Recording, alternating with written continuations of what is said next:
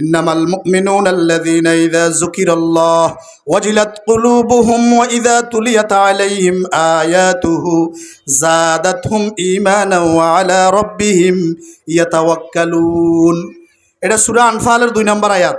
বাড়িতে যাই দেখবেন কি বলছে, ইন্নামাল মুমিনুনা, আর যারা ঈমান এনেছে। আমরা এখানে যারা আছি ঈমান এনেছি নাকি আনি নাই?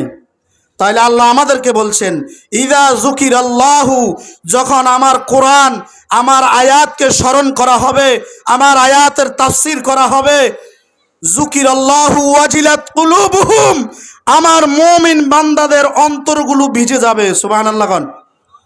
কি সুন্দর কথা। এখন আল্লাহ বলছেন যুকিরাল্লাহু ওয়াজিলাত কুলুবুহুম ওয়া ইযা তুলিয়াত আলাইহিম আয়াতুহু যাদাতহুম ঈমানা।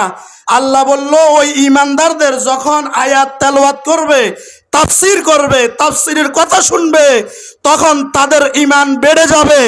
এখন একদল আছে ঈমান বাড়ে, আর একদল আছে মাহফিল বন্ধ। এর কথা বলেন, কথা ঠিক কিনা? এখন আপনি বুঝতে হবে কোরআনের আলোচনা শুনে আপনার ঈমান বাড়ে নাকি আপনার অন্তর জ্বলে।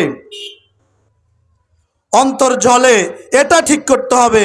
এরপর আল্লাহ পাক বলছে, শুনো, ওয়ালা রাব্বিহিম ইয়াতাওয়াক্কালুন, এবং ওই মানুষগুলো যাদের কোরআনের কথা শোনার পর অন্তর ভিজে যায়, ঈমান বেড়ে যায়, এরা দুনিয়ার কোনো রক্তচক্ষুকে ভয় পায় না।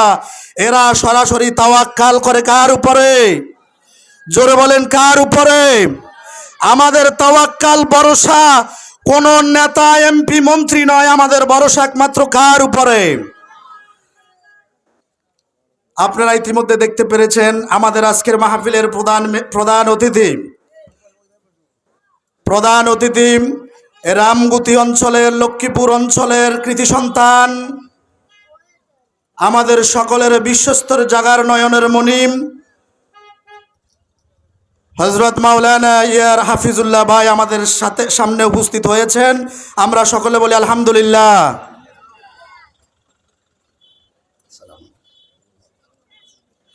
আমরা খেয়াল করি